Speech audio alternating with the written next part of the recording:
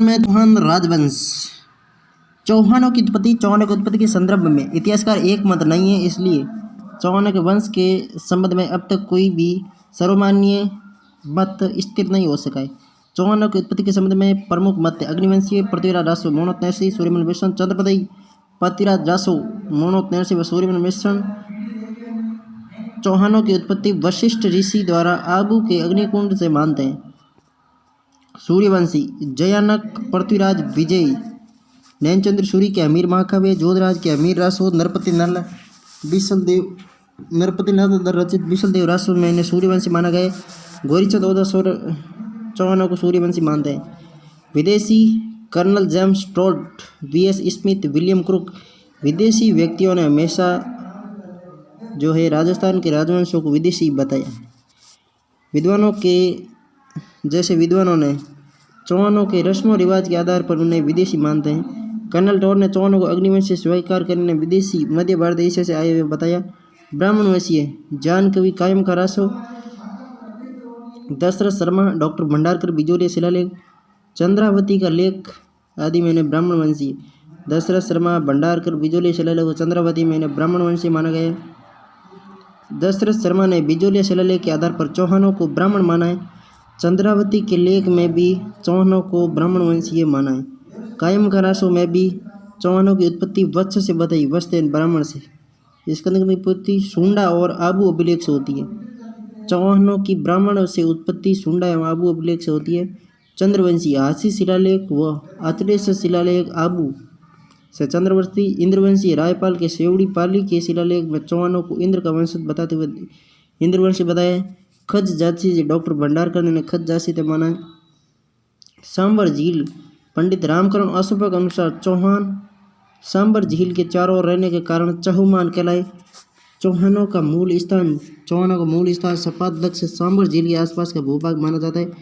पृथ्वीराज विजय शब्द कल्पद्रुम कोश एवं तथा लाडुन लेख में चौहानों का निवास स्थान जंगल देश सपाद लक्ष्य आई छतरपुर आदि उल्लेखित है। इससे स्पष्ट होता है कि चौहान जंगल देश के रहने वाले थे और उनके राज्यों का प्रमुख भाग सपाद लक्ष्य था। उन्हें इसलिए सपाद लक्ष्यीय नरपति भी कहते हैं। इनकी प्रारंभिक राजधानी आई छतरपुर नागौर थी। जब उनके राज्य का विस्तार हुआ तो राज्य की राजधानी शाकंभरी यानी सांबर हो गई। बाद में इनकी राजधानी अजमेर हुई। तब इनके राज्य विस्तार में मारवाड़ बीकानेर दिल्ली और मेवाड़ के बहुत से भाग सम्मिलित हो गए। अब देखते हैं चौहानों की विभिन्न शाखाएं।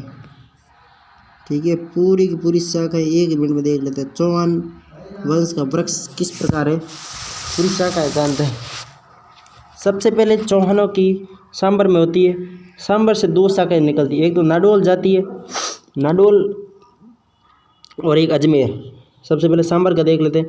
सांबर का संस्थापक वासुदेव 551 ईस्वी का। सांबर से दो निकलती है, एक तो नाडोल जाती है, एक अजमेर जाती है। अजमेर वाले कहाँ जाते हैं, रणथंभौर जाते हैं और शाखा समाप्त हो जाती है। सांबर से जाते हैं अजमेर, अजमेर से रणथंभौर। सांबर से अजमेर में अजय राज 1113 में, फिर रणथंभौर जाता है 1194 में। ठीक है, ये शाखा समाप्त होती है। नाडोल वाली शाखा कहाँ जाती है, नाडोल वाले जाते हैं जालोर में। नाडोल से ये शाखा जाती है सिवाना में। सर्वप्रथम नाडोल में जाते हैं, नाडोल से जाती है जालोर, जालोर से जाती है सिरोही। नाडोल जालोर सिरोही। नाडोल से जाते हैं जालोर और जालोर से जाते हैं सिरोही। नाडोल का संस्थापक है लक्ष्मण, जालोर का है कीर्तिपाल और सिरोही का है लुम्बा। नाडोल का लक्ष्मण, जालोर का कीर्तिपाल, सिरोही का है लुम्बा। नाडोल से ही एक शाखा जाती है सिवाना। ठीक है, और नाडोल से ही एक शाखा जाती है बूंदी में। बूंदी का संस्थापक देवा होता है और बूंदी से अगली शाखा जाती है कोटा में, जो लगभग चौहानों के हाड़ा चौहान कहलाते हैं हाड़ौती में रहने के कारण। कोटा का संस्थापक मांधो सिंह, बूंदी का देवा सिंह। एक बार वापस सांबर में वासुदेव 551 में। सांबर से एक शाखा जाती है अजमेर, अजमेर से जाते हैं रणथंभौर। अजमेर का संस्थापक है अजय राज 1113 में, फिर रणथंभौर में गोविंद राज 1194 में। दूसरी शाखा है नाडोल में। नाडोल का लक्ष्मण था संस्थापक 960 में। नाडोल से तीन शाखाएं वितरित होती है, नाडोल से एक तो जाती है जालोर में, एक जाती है सिवाना में, एक जाती है बूंदी में। तो जालोर वाले और चले जाते हैं आगे सिरोही में, और बूंदी वाले और चले जाते हैं कोटा में। नाडोल का लक्ष्मण 960, जालोर का कीर्तिपाल 1181, सिरोही का लुम्बा 1311, सिवाना में चौहान थे, बूंदी के देवा 1241 और कोटा का माधो सिंह 1631। नाडोल से जाते हैं जालोर, नाडोल से जाते हैं सिवाना, नाडोल से जाते हैं बूंदी, बूंदी से जाते हैं कोटा और जालोर से जाते हैं सिरोही। अगला है शाकंभरी के चौहान। प्रत्येक शाखा को हम विस्तार से पढ़ेंगे। वासुदेव चौहान उपनाम, चौहानों का आदि पुरुष, चौहानों का मूल पुरुष, शाकंभरी के चौहान वंश का संस्थापक। वासुदेव चौहान ने 551 ईस्वी में सांबर सपालक्ष झील के आसपास चौहान राज्य की स्थापना की तथा अहिछत्रपुर को अपनी राजधानी बनवाया। अनुमानतः झील के चारों ओर रहने के कारण इन्हें चौमान कहा जाने लगा। बिजोलिया शिलालेख 1170 के अनुसार सांबर झील का निर्माण वासुदेव चौहान ने ही करवाया था। वास्तव में सांबर झील एक प्राकृतिक झील है। चौहानों के लिए विप्र यानी वस्त गोत्रीय अंकन हुआ है। इसमें चौहान शासकों को वस्त गोत्र के ब्राह्मण कहा गया है। इसके बाद सामंत राज 817 ईस्वी में नृपराज, सामंत राज का उत्तराधिकारी नृपराज और जयराज जो सामंत राज का पुत्र था, फिर विग्रहराज प्रथम जयराज का पुत्र था, फिर चंद्रराज प्रथम गोपेंद्र राज। सामंतराज, नृपराज, जयराज, विग्रहराज, चंद्रराज प्रथम और गोपेंद्र राज। सबसे पहला आएगा दुर्लभ राज प्रथम। ये प्रत्यार शासक वत्सराज का सामंत था। दुर्लभ राज प्रत्यार के राजा वत्सराज के सामंत था। वत्सराज के साथ रहते हुए उसने बंगाल के धर्मपाल को हराया। दुर्लभ राज ने बंगाल के धर्मपाल को हराया। गुवक प्रथम, ये प्रत्यार शासक नागवर द्वितीय का सामंत था। हर्षनाथ मंदिर सीकर में गुवक प्रथम ने हर्षनाथ मंदिर का निर्माण करवाया जो चौहान शासकों के इष्ट देव बने। हर्षनाथ के मंदिर का निर्माण गुवक प्रथम ने करवाया जो चौहानों के इष्ट देव है। प्रारंभ में चौहान शासक गुर्जर प्रतिहारों के सामंत थे। गुवक प्रथम ने पहली बार अपना स्वतंत्र शासन स्थापित कर प्रतिहारों की अधीनता से चौहानों को मुक्ति दिलाई। गुवक प्रथम ने एक तो प्रतिहारों से मुक्ति दिलाई और एक हर्षनाथ मंदिर का निर्माण करवाया। चंद्रराज द्वितीय, उसके बाद में गुवक द्वितीय। इसने अपनी शक्ति बढ़ाने के लिए अपनी बहन कलावती का विवाह कन्नौज शासक भोजराज से किया। भोजराज ये मेरे ख्याल से वो प्रतिहार शासक ही था। चंदनराज ये गुवक द्वितीय का पुत्र था। इसने दिल्ली की तोमर शासकों को हराया। चंदनराज ये गुवक द्वितीय का पुत्र था। इसने दिल्ली के तोमर शासकों को हराया। चंदनराज की पत्नी रुद्राणी आत्मप्रभा यौगिक क्रिया में काफ़ी निपुण थी, बड़ी शिव भक्त थी।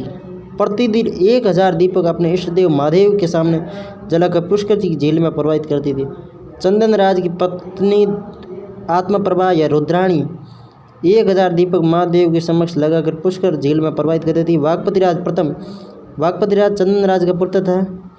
हर्षनाथ शिलालेख में इसे महाराजा की उपाधि दी गई है। इसी के शासनकाल में राष्ट्रकूटों ने अपने प्रतिहारों की शक्ति को नष्ट कर दिया। वागपतिराज प्रथम चंद्रनाथ का पुत्र था। हर्षनाथ शिलालेख में से महाराजा की उपाधि दी गई है। इसी के शासनकाल में राष्ट्रकूटों ने प्रतिहारों की शक्ति को नष्ट कर दिया, जिसका फायदा उठाकर वागपतिराज प्रथम ने प्रतिहारों के कई भाग अपने राज्य में मिला लिए।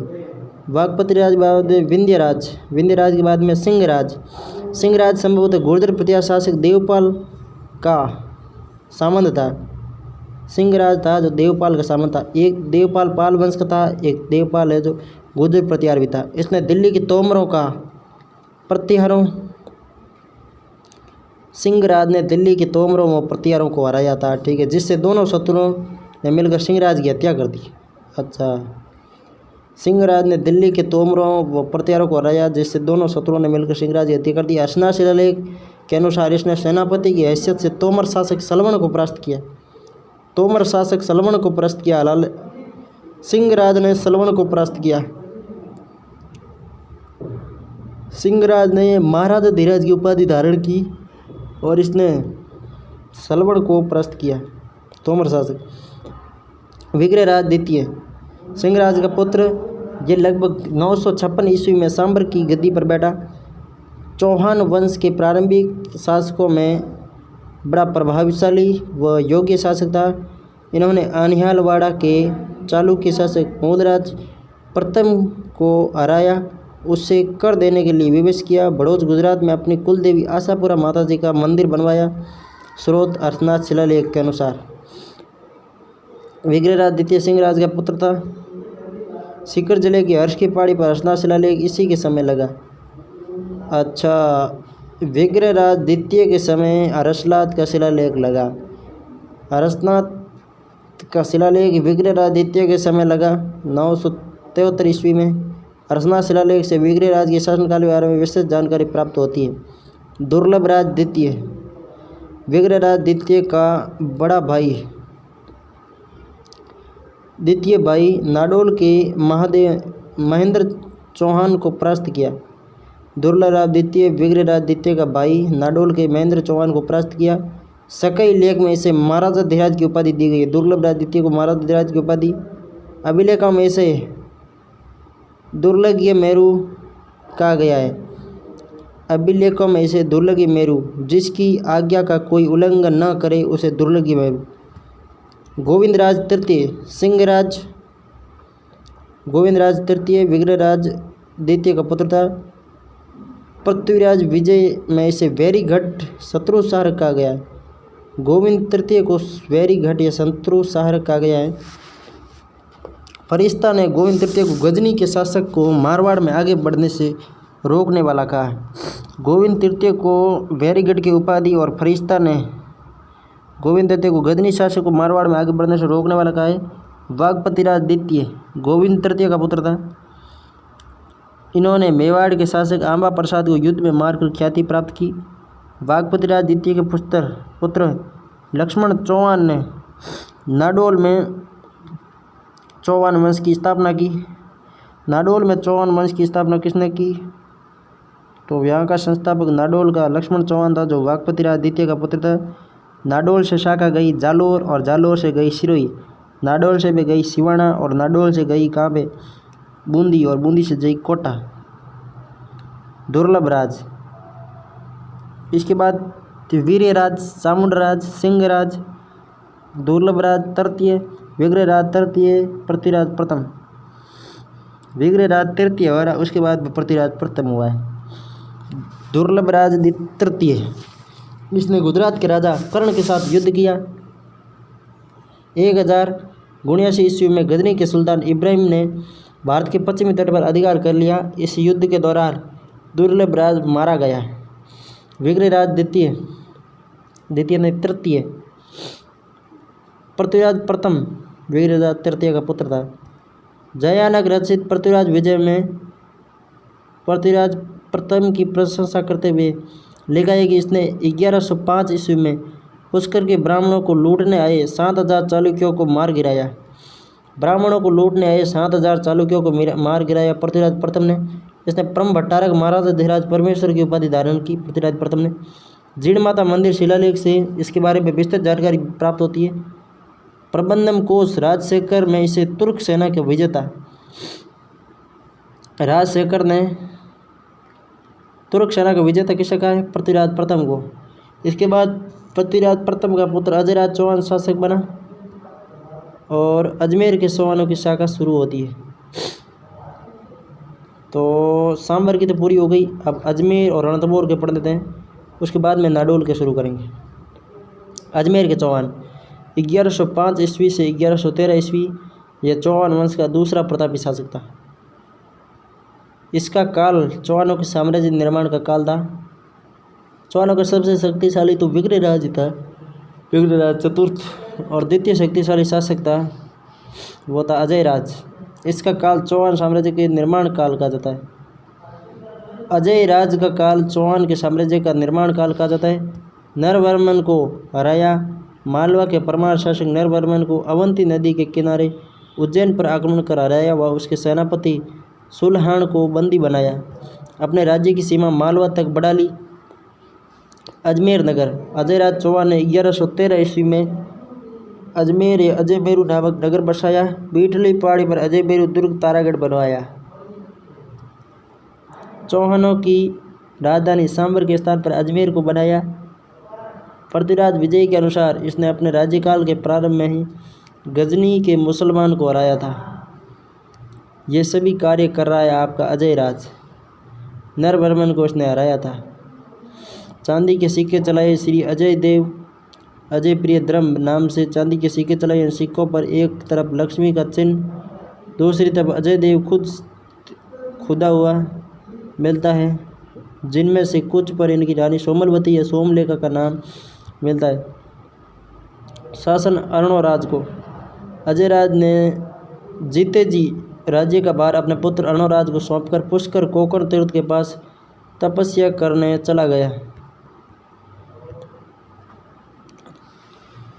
अजय राज ने दिगंबरों व श्वेतांबरों के शास्त्र की अध्यक्षता की एवं पार्श्वनाथ मंदिर के लिए एक स्वर्ण कलश भी प्रदान किया। अजय राज ने पार्श्वनाथ मंदिर के लिए स्वर्ण कलश प्रदान किया। आनाजी या अर्णोराज 1133 से 55 ये अजय राज का पुत्र था। इसने परम भट्टारक महाराज अधिराज परमेश्वर की उपाधि धारण की।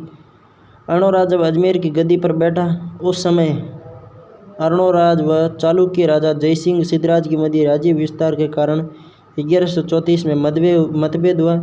अंत में दोनों के मध्य संधि हुई। चालुक्य राजा जयसिंह ने अपनी पुत्री कांचन देवी का विवाह अर्णोराज के साथ किया। 1142 में कुमारपाल के शासक बनने के बाद चौहानों व चालुक्यों में पुनः संघर्ष उत्पन्न हुआ। प्रबंध कोश जयसिंह सूरी के अनुसार एक समय अर्णोराज व उसकी पत्नी देवल देवी कुमारपाल की बहन थी। एक दिन चौपड़ खेल रहे थे, जो हास्य विनोद में एक दूसरे के वंश की निंदा करने लगे, जिससे नाराज होकर कुमारपाल ने अर्णोराज पर आक्रमण कर दिया। 1145 में आबू के निकट कुमारपाल ने अर्णोराज को परास्त किया। कुमारपाल चालुक्य अपनी सेना सहित अजमेर आ पहुंचा। तब अर्णोराज ने संधि कर ली, अपनी बहन जालन व हाथी घोड़े देकर विदा किया। अर्णोराज ने तुर्कों व मालवा के शासकों को पराजित किया, मगर गुजरात के शासक कुमारपाल चालुक्य से खुद परास्त हुआ। आना सागर झील। अर्णोराज ने अजमेर में नागपाड़ व तारागढ़ के मध्य तुर्कों की सेना, सुल्तान बहराम के गवर्नर बाइलिम की सेना के संहार के बाद खून से रंगी धरती को साफ करने के लिए चंद्रा नदी के जल को रोककर 1135 से 37 में आना सागर झील बनवाई। चंद्रा नदी के जल को रोक आना सागर झील का निर्माण करवाया गया। वराह मंदिर पुष्कर में अर्णोराज ने विष्णु के इस वराह अवतार के मंदिर का निर्माण करवाया। देवघोष धर्मघोष इसके दरबार के प्रकांड विद्वान थे। चौहानों में पितरंता 1155 ईस्वी में इसके बड़े पुत्र जगदेव ने अर्णोराज की हत्या कर दी। अर्णोराज के 4 पुत्र हुए। जगदेव जो पितरंता था, उसके बाद में विग्रहराज चतुर्थ, अपर गांगे और सोमेश्वर जो परिस्थिति वंश चारों शासक बने। सबसे पहले बनेगा जगदेव। ये केवल 3 वर्ष तक शासन कर पाएगा। उसके बाद में बिशलदेव है विग्रहराज चतुर्थ 1158 से 1163। कवि बांधव कहा जाता है विग्रहराज को। विग्रहराज विद्वानों का आशीर्वाद होता है, इसलिए जयानक भट्ट ने इसे कवि बांधव या कवि बंधु की उपाधि दी है। बिशलदेव ने अपने पिता के हत्यारे पितरंता जगदेव को हटाकर शासक बना। इसका साम्राज्य शिवालिंग पहाड़ी, सहारनपुर तथा उत्तर प्रदेश में फैला हुआ था। इसने चालुक्य शासक कुमारपाल से पाली, नागौर व जालोर के क्षेत्र विजित किए और भंडारकों को पराजित किया। अमीर खुसरू शाह। विग्रहराज चतुर्थ ने गजनी के शासक खुसरू शाह मलिक को हराकर हिंदू राजाओं को गजनी शासन से मुक्ति दिलाई। 1157 ईस्वी में दिल्ली के तोमर वंशीय शासक तंवर को हराकर साम्राज्य का विस्तार किया। विग्रहराज दिल्ली पर अधिकार करने वाला प्रथम चौहान शासक था। 1157 में दिल्ली में तोमर वंशीय शासक तंवर को हराकर साम्राज्य का विस्तार किया। विग्रहराज दिल्ली पर अधिकार करने वाला प्रथम चौहान शासक था। विग्रहराज चतुर्थ का शासनकाल सपाद के चौहानों का स्वर्णकाल कहा जाता है। सांबर के चौहानों का स्वर्णकाल हर्षनाथ अभिलेख के अनुसार विग्रहराज चतुर्थ का काल था।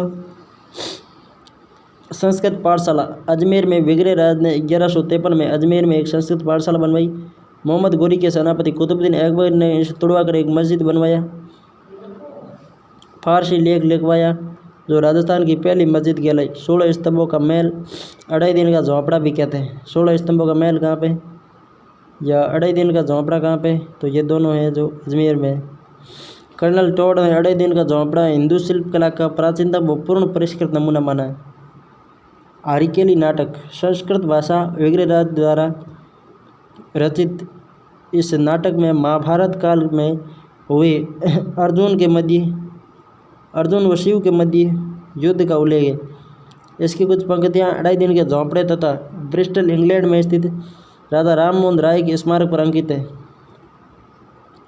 ललित विग्रहराज के दरबारी विद्वान सोमदेव द्वारा ललित नाटक रचित नाटक। इसमें विग्रहराज एवं इंद्रपुरी की राजकुमारी देसल देवी के मध्य प्रेम संबंधों का उल्लेख जो कि काल्पनिक है। बिसल देव रासो नरपति नाले द्वारा रचित है। इसने विग्रहराज चतुर्थ व परमार राजा भोज की बेटी राजमती के मध्य प्रेम कथा का उल्लेख है। बिसल देव रासो में विग्रहराज चतुर्थ व परमार राजा भोज की बेटी राजमती के मध्य, बिसल देव में तो है विग्रहराज व राजमती के मध्य, जबकि ललित विग्रहराज में है विग्रहराज व इंद्रपुरी की राजकुमारी देसल देवी। ललित विग्रहराज में देसल देवी और बिसल देव रासो में है राजमती। किलहौर ने बिसल देव की विद्वता की प्रशंसा करते हुए लिखा है कि वह उन हिंदू शासकों में से एक था जो कालिदास और भावभूति की होड़ कर सकता था।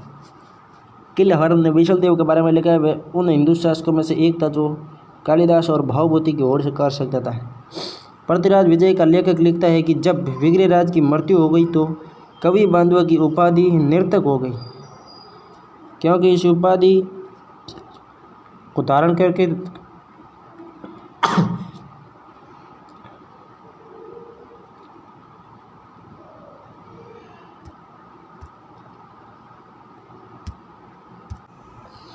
दिल्ली शिवालिक स्तंभ अभिलेख 1163 ईस्वी में विग्रहराज चतुर्थ के समय ये शिलालेख है।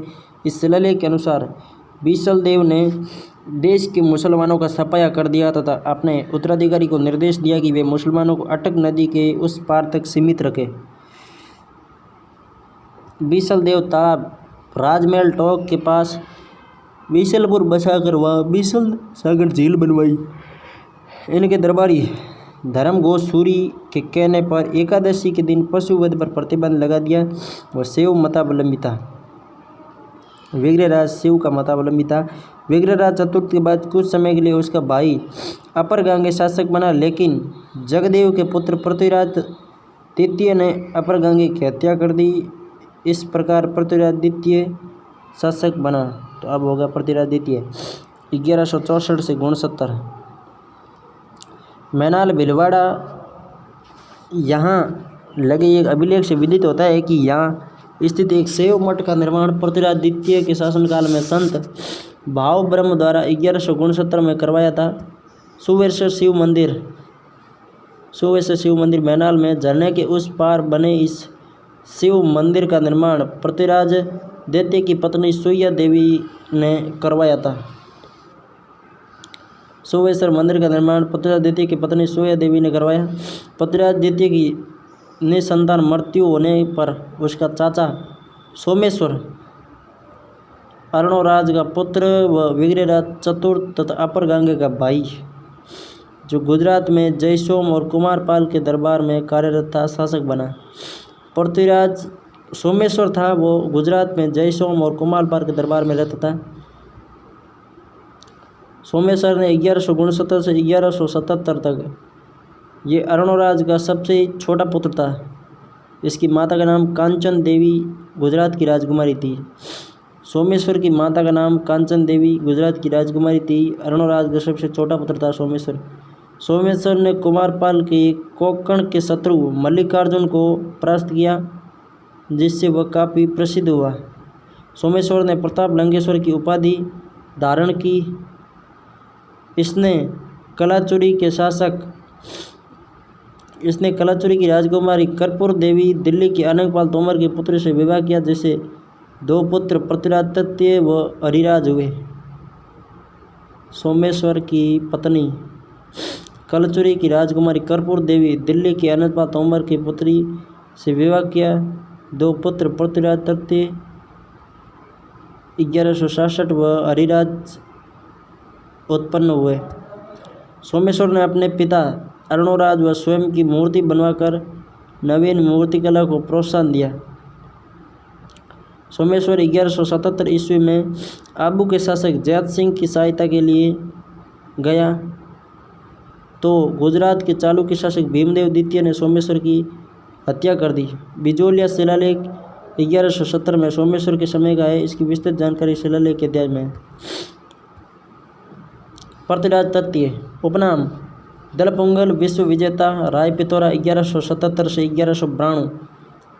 इसका जन्म अहिलवाड़ा या अनिहाल पाटन गुजरात में 1166 में हुआ। 67 में वह जन्म हुआ और 77 में ये शासक बना। पिता सोमेश्वर, माता कर्पूरी, अनिहाल पाटन की राजकुमारी। अजमेर के चौहान वंश का अंतिम प्रतापी शासक था। 1177 ईस्वी में पिता सोमेश्वर की मृत्यु के साथ पृथ्वीराज सिर्फ 11 वर्ष की आयु में शासक बना। उसकी माता कर्पूरी देवी ने बड़ी योग्यता और बुद्धिमत्ता से राज्य का संचालन किया। मुख्यमंत्री कदम्बा से कैमास पृथ्वीराज तृतीय की अल्पव्यवस्था के दौरान शासन संचालन में सहयोग व मार्गदर्शन देने वाला सेनाध्यक्ष भुवनमल ने, जिसने प्रारंभिक काल में पृथ्वीराज को सुरक्षित रखा। भुवनमल ने 1178 ईस्वी में पृथ्वीराज के राजकार्य अपने हाथों में ले लिए। पृथ्वीराज जब शासक बना तो स्वयं को चारों तरफ शत्रुओं से घिरा हुआ पाया, तो इसका धीरे धीरे सफाया करना शुरू किया। गुड़गांव का युद्ध 1178। अपर गांगे के छोटे भाई नागार्जुन ने विद्रोह कर गुड़गांव पर कब्जा कर लिया। 1178 ईस्वी में मंत्री कैमास की सहायता से गुड़गांव के युद्ध में विद्रोह कर दमन किया। भंडानकों का दमक। भंडानक सतलज प्रदेश की एक जाति थी जो गुड़गांव हिसार के आसपास निवास करने लगी, जो भरतपुर, अलवर, मथुरा के क्षेत्रों में अपना प्रभाव विस्तारित करने लगी। पृथ्वीराज तृतीय ने 1182 ईस्वी में सैनिक कार्रवाई से उसका दमन किया। महोबा विजय 1182 में तुमुल का युद्ध या महोबा विजय दोनों एक ही है। एक बार पृथ्वीराज के सैनिक दिल्ली से युद्ध करके लौट रहे थे। रास्ते में महोबा राज्य में जख्मी सिपाहियों को चंदेल राजा प्रमदिदेव ने मरवा दिया। महोबा में जख्मी सिपाहियों को मरवा दिया। किसने मरवाया? तो मरवाने वाला था चंदेल राजा प्रमदिदेव। पृथ्वीराज बदला लेने के लिए विशाल सेना लेकर निकला। नारायण के स्थान पर डेरा डाला। इससे प्रमदिदेव घबरा गया। उसने अपने पुराने सेनानायक आला व उदल को वापस बुलाया।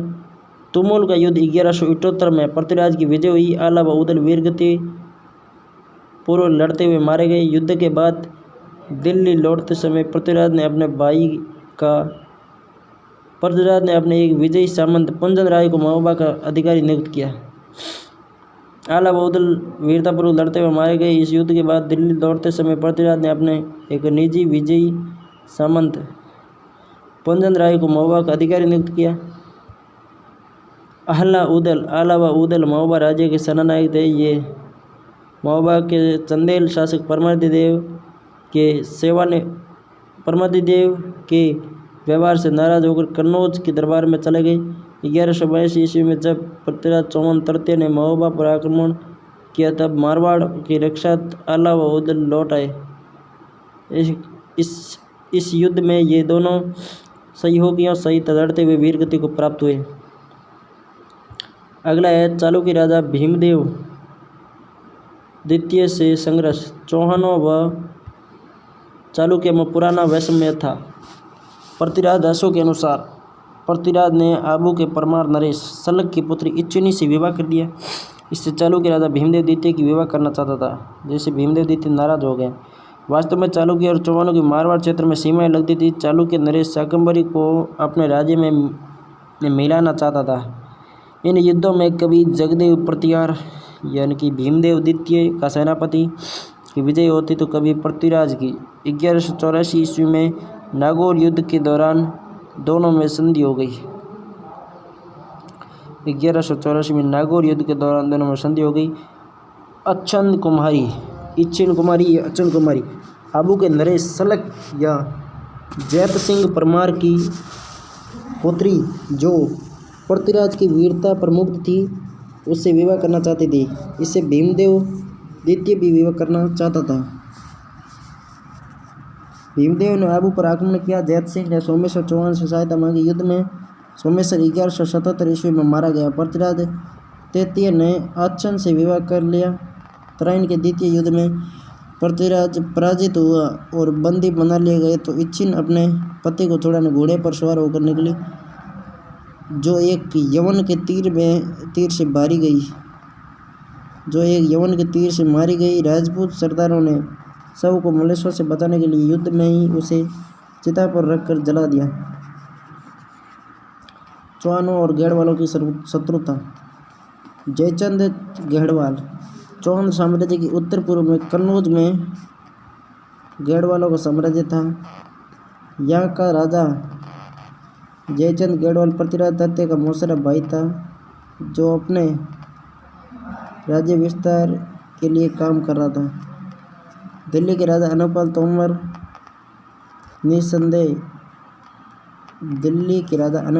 निसंतान था तो उसने अपने नाती पृथ्वीराज तृतीय को दिल्ली का राजा बना दिया। जयचंद भी दिल्ली का राज्य प्राप्त करने का सपना देख रहा था। पृथ्वीराज का राज्य प्राप्त करने से लेकर जयचंद व पृथ्वीराज के आपसी दुश्मनी हो गया। संयोगिता पृथ्वीराज की पत्नी थी।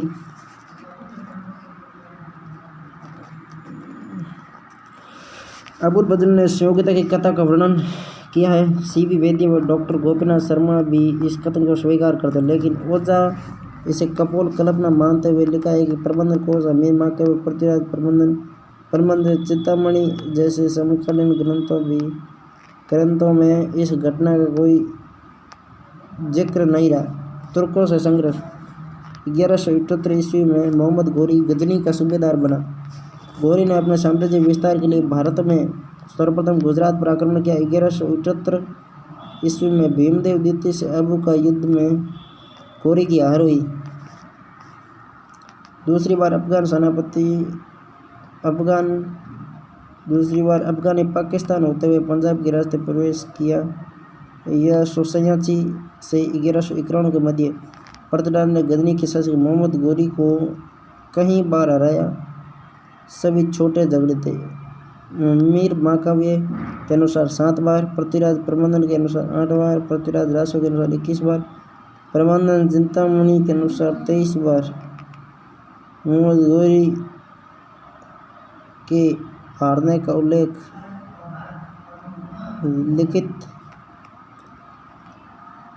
लेकिन पृथ्वीराज तृतीय व मोहम्मद घोरी के मध्य 2 बड़े युद्ध हुए। पहला हुआ था 1191। तराइन का मैदान करनाल हरियाणा में है। 1191 ईस्वी में मोहम्मद घोरी ने तबर सरहिंद बठिंडा पर कब्जा कर लिया। काली ज्योतिन को दे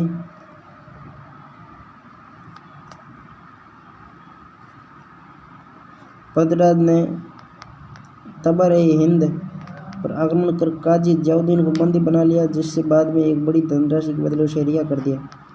तराइन के युद्ध के बाद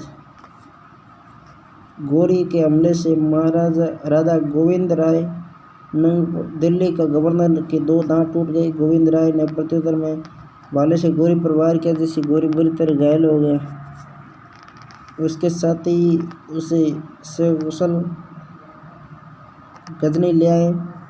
विजय के जोश में पृथ्वीराज की भागती हुई घोरी की सेना का प्रयोजन नहीं किया। इसे पृथ्वीराज की उदारता कहा जाता है। कुछ इतिहासकार इसे पृथ्वीराज की महान भूल भी मानते हैं। 1192 प्रथम युद्ध में हार के बाद मोहम्मद घोरी ने 1 वर्ष तक सैनिक इकट्ठे करने का आगमन की तैयारी करने में लगा रहा। 1192 ईस्वी में लाहौर के मुल्तान के मार्ग ये वापस उसी मैदान में आ पहुंचा। हजरत नंबर लिखता है कि गोरी जब लाहौर पहुंचा तो उसने पृथ्वीराज के पास संदेश भिजवाया कि वो इस्लाम धर्म या गोरी की अधीनता स्वीकार कर ले। पृथ्वीराज ने प्रत्युत्तर में भेजा कि उसे अपने देश लौट जाना चाहिए, अन्यथा उसकी भेंट युद्ध स्थल में होगी। मोहम्मद गोरी पृथ्वीराज को छल से जीतना चाहता था, इसलिए उसने पुनः कहलवाया कि वह युद्ध नहीं अपितु संधि चाहता है। पृथ्वीराज थोड़ी सी सेना समर सिंह मेवाड़ का शासक व गोविंद राय को दिल्ली लेकर नहीं आता।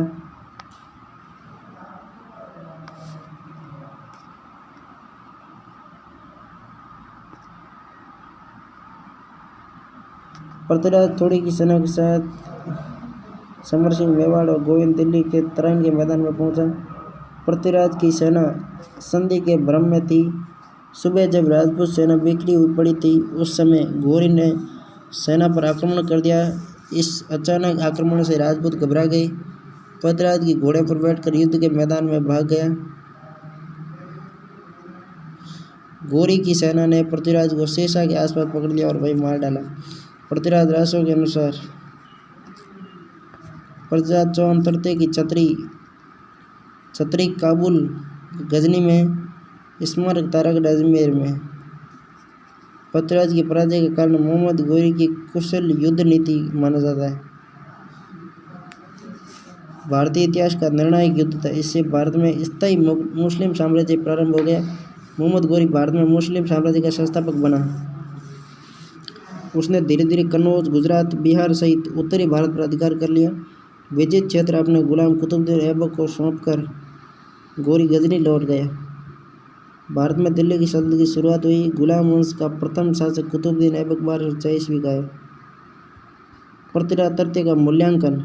पृथ्वीराज चौहान को अंतिम हिंदू सम्राट कहा जाता है। ये रायपुत्र के नाम से प्रसिद्ध था। पृथ्वीराज ने अपने चारों ओर के शत्रुओं का खात्मा कर दिया।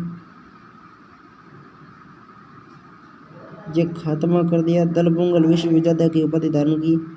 पृथ्वीराज तृतीय को 6 वर्षों का ज्ञान था।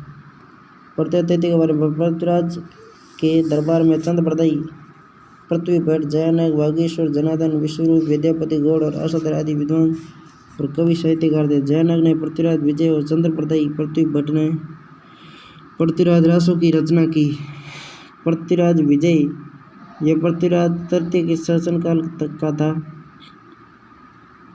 जयानक ने इसे 12वीं शताब्दी के अंतिम चरण में लिखा था। यह ग्रंथ संपादक की राजनीतिक एवं सांस्कृतिक इतिहास के लिए बड़ा महत्वपूर्ण है। संभवतः गोरी के आक्रमण से पूर्व ही इसे पूर्ण कर दिया गया। बीसलपुर बांध टोक किनारे महादेव मंदिर का निर्माण करवाया। बीसलपुर बांध टोक के किनारे महादेव मंदिर का निर्माण किसने करवाया? पृथ्वीराज ने दिल्ली में पिथौरागढ़ किले का निर्माण करवाया। पृथ्वीराज के घोड़े का नाम नाट्यरंबा था। पृथ्वीराज तृतीय शाकंभरी के चौहान राजा अंतिम राजा था। तराइन के द्वितीय युद्ध के बाद ही अजमेर के चौहानों की शक्ति समाप्त हो गई और अजमेर में मुस्लिम राज्य की नींव पड़ी। युद्ध के बाद गोरी ने अजमेर गोविंदराज पृथ्वीराज तृतीय का पुत्र को लौटा दिया, लेकिन पृथ्वीराज के भाई हरिराज ने गोविंद को अजमेर से भगा दिया। पृथ्वीराज की मृत्यु के बाद गोरी ने चंदावर का युद्ध 1154 में जयचंद को पराजित किया। ख्वाजा मोइनुद्दीन चिश्ती की दरगाह अजमेर में प्रसिद्ध सूफी संत मोइनुद्दीन चिश्ती पृथ्वीराज चौहान तृतीय के समय गोरी भारत में आए थे। अगले हैं नाडोल के चौहान।